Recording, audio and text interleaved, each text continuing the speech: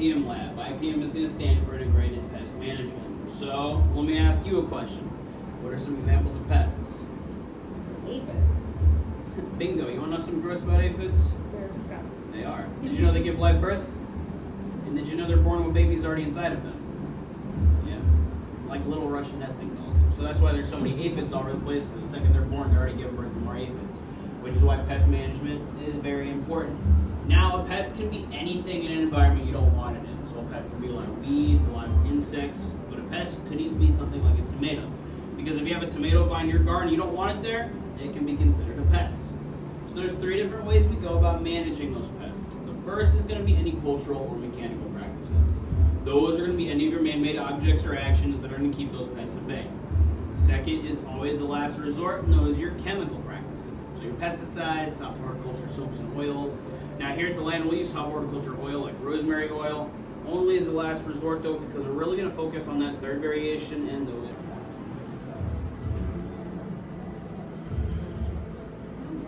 Where are the wasps? Oh.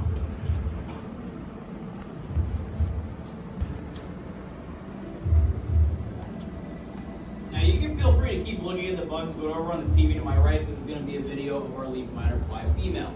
So she has a modified stinger called an ovipositor that's going to sting and pierce the inside of that leaf, and that's going to be where she lays all of her eggs at.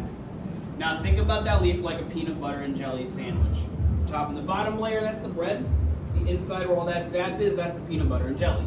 That's what everyone loves on their sandwiches, and that's what the leaf miners love in their leaves. So what she's going to do is sting and pierce that leaf, lay her eggs on the inside, and she can lay around 200 in her lifetime. She's then going to remove her stinger. That sap is going to come out of that little hole she just made, and she's going to drink it. It's the cutest part of the whole video. Now this is the leaf miner larva. So the reason why they're called leaf miners is as they're digging their way through that leaf, eating all that sap, their mouths look like itty bitty little pickaxes. So this is going to be like the sleepy, the dopey, and the grumpy of the pest world. But now what you're about to notice is an 8-day time lapse in about 20 seconds. So I'll go ahead and pass around this leaf so you can see some damage that leaf miner fly can do to those leaves. But over the course of that 8-day time period, you're going to see it's going to go from a happy, healthy leaf, but then you're going to start to notice all those mine shafts form around that leaf itself. Now, it doesn't look so happy and healthy anymore. Which is where our biological controls are going to come into play, those paragraphs. Pretty cool.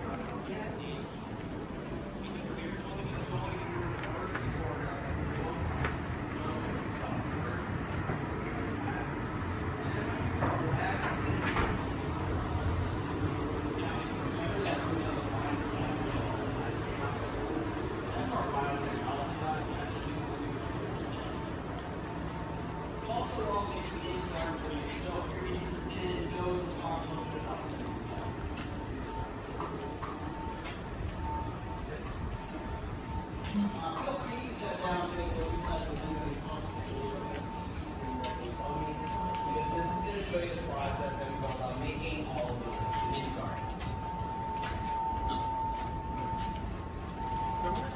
Alright, so now we're going to take a parent plant, and then we will take several individual cuttings of that parent plant. We'll take those individual cuttings and put them in the bottom of their own jar. The bottom of that jar is a gel called agar, which is a seaweed-based solution, and that's going to provide all the necessary water and nutrients for that plant to grow. All the lights you see in here are going to be very beneficial for the plant's growth as well. So all of that red light will promote root health. The blue light is going to promote shoot health. They'll absorb all that white light, and then they're going to reflect green light. Now you give it all the necessary stimulation from the lights, all the necessary water and nutrients from the gel. Those individual cuttings are then going to go through what we call totipotency. That's a plant's total potential to actually be able to grow from a singular cell. So those individual cuttings are then going to grow their own new roots. Then they will turn into their own complete new plants. If you're also interested in taking home a little piece of living with the land with you, I highly recommend it. I've been this fly trap. His name is Victor. It brings me a lot of joy in my life. So if you want to experience that same little joy I have over at the front desk where you checked in that, several different variations for you to choose from. Anywhere from Kalanchoe or Coleus, which are really nice house plants to have. If you're worried about killing plants, those are the hardest ones to kill. Or if you would like a redwood tree, you get a redwood tree, plant that in your backyard, it'll grow into something about 200, 300 years. You get a redwood tree. Anyone have any questions about anything? Maybe just want to...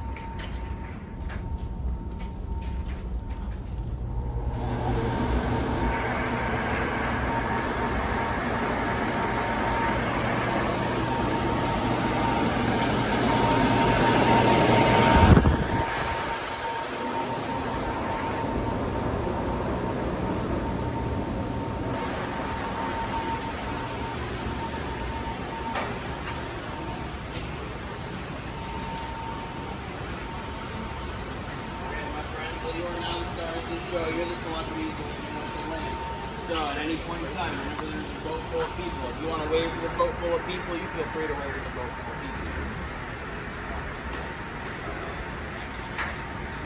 But not everything that you see grown in the greenhouse will be grown hydroponically. That's hydroponics, you might ask. Thanks for asking.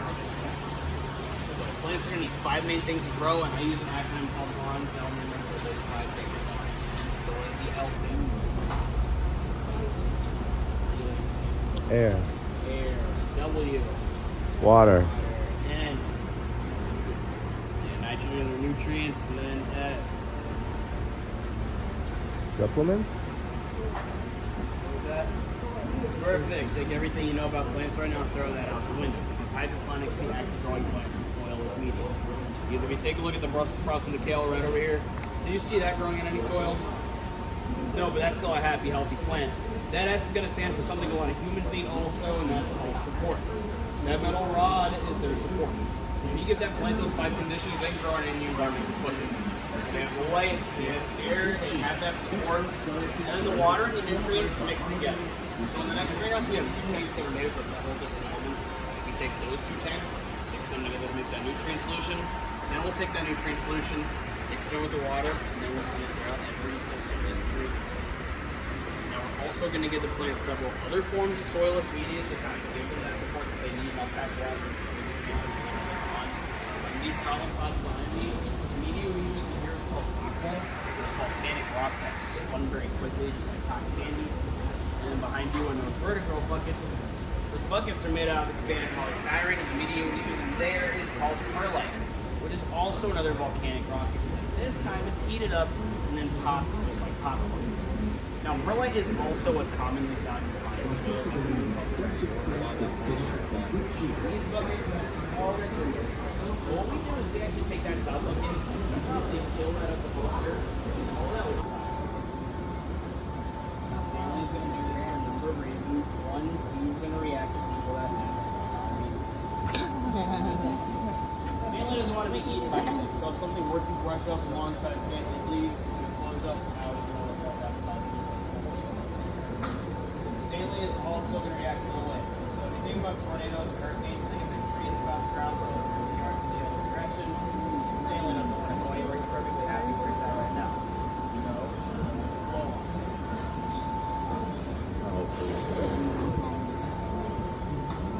Now, Stanley is also going to react to a lot of rainwater. So if you think about a lot of leaves, he's going to get a nice little drink out of it. Don't be worried, Stanley's perfectly fine because he's going to go back normal about 10 to 15 minutes. So by the time we walk back through this greenhouse, he's going to be nice and open up for you to say goodbye to him all over again.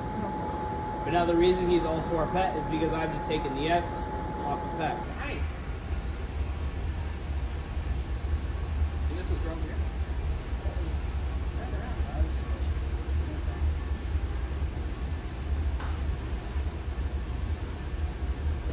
We're going to do a lot of walking now, so just make sure we're all staying together. But now there are those 2 tanks right over there. The ingredients list is on that green sign like I mentioned. Now at any point in time, if you hear 2 pops go off, that's going to be what I call the heartbeat of the greenhouse. That is taking those 2 tanks, mixing them together to make that nutrient solution, and then mixing that nutrient solution with the water to send throughout every system in the greenhouse. Now, in this greenhouse, we also nickname it the string greenhouse because a lot of what you see grown in here is going to be grown on string. So a couple of those examples, cucumbers on the other side of the boat ride, which are also the cucumbers you just ate, that is where they came from. And these tomato vines.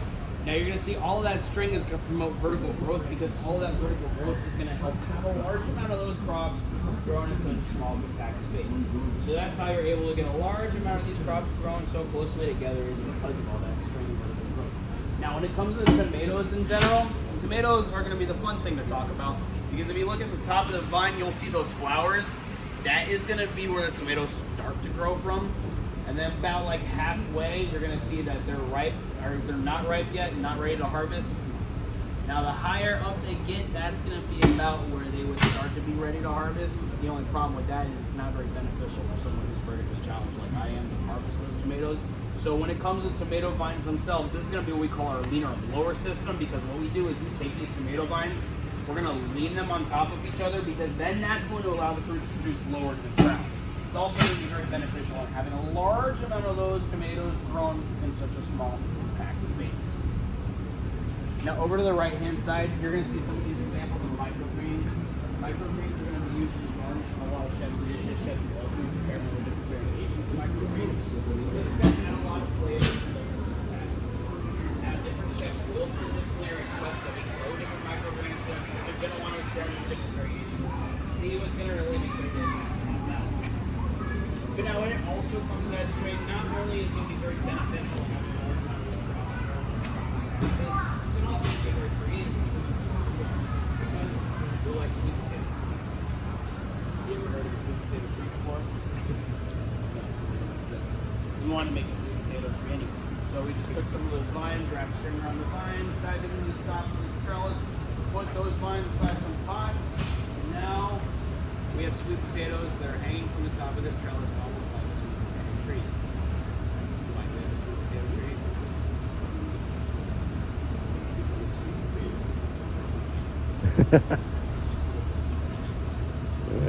And that's the fun fact of the day for you. Something in here looks cool. It looks really good. All right,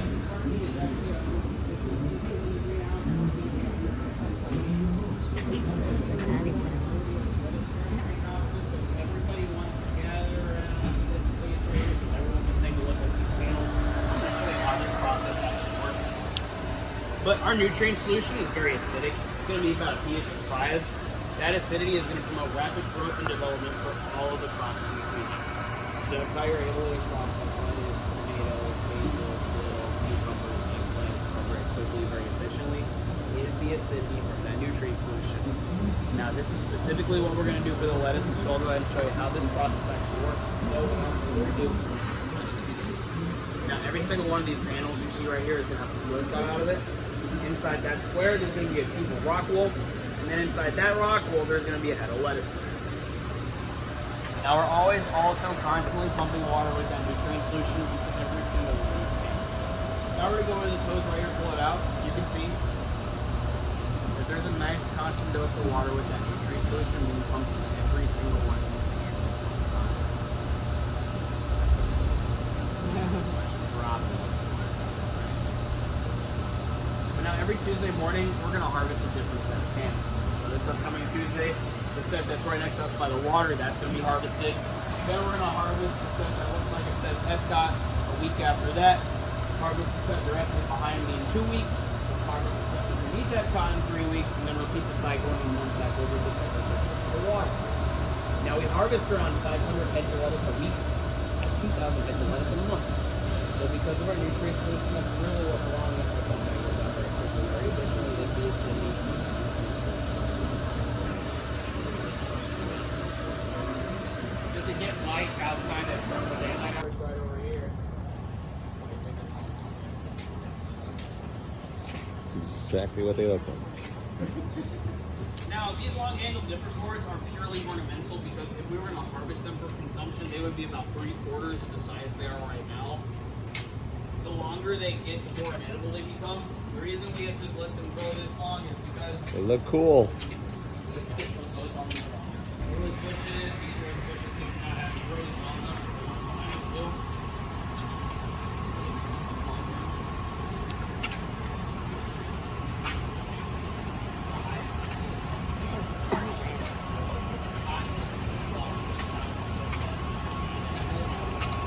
Beneficial because you can make sweaters out of it, but it's edible because you can eat the seeds.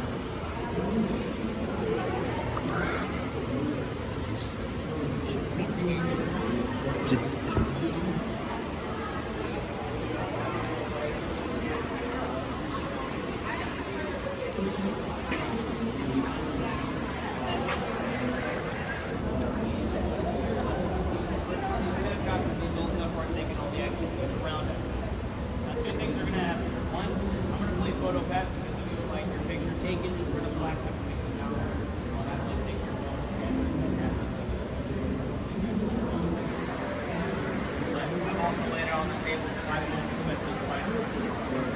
So if you want to come back to the spice, I guess there is one. So hopefully afterwards, see what it is. That's up to you to figure out first. Saffron.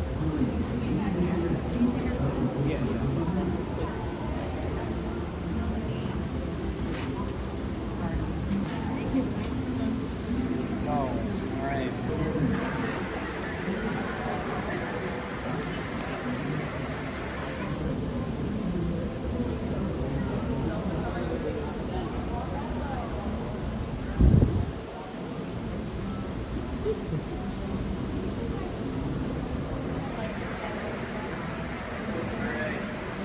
Everybody that wants to make sure had a chance to get the picture taken.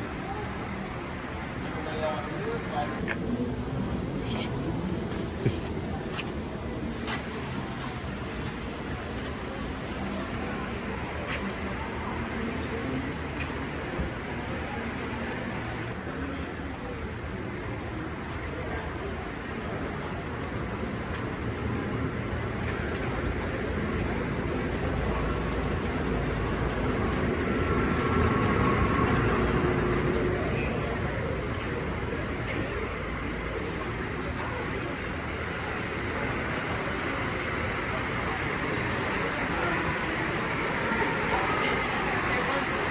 In cold holidays, you might not think of fish, but seafood is an essential part of many pleasant meals.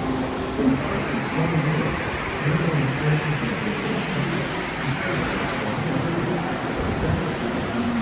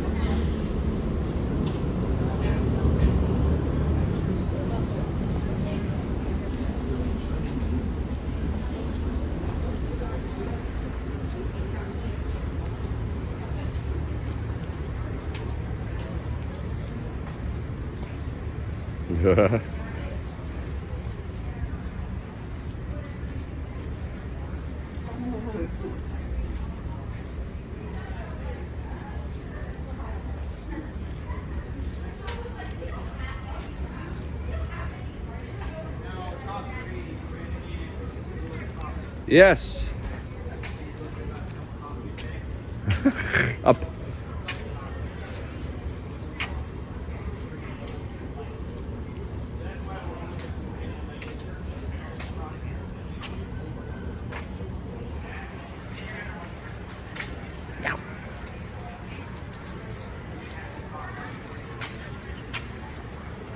No way.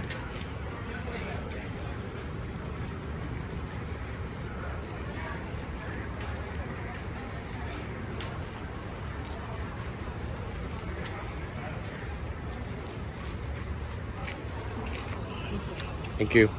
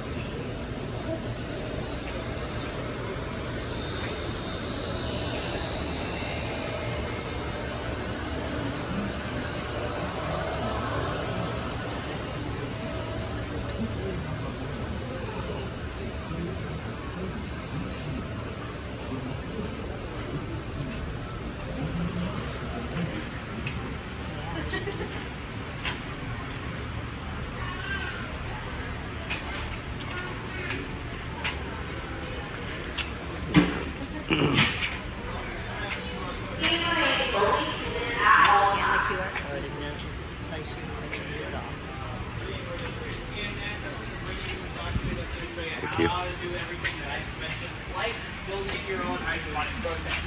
All you need is a spray to hold some water in place. Before deflecting expanded poly's battery and float alongside the surface of the water. We need you to hold those roots in a place so we have rock wool in this example. Nutrient solution to go in the water. Air filter to get those roots nice constant airflow and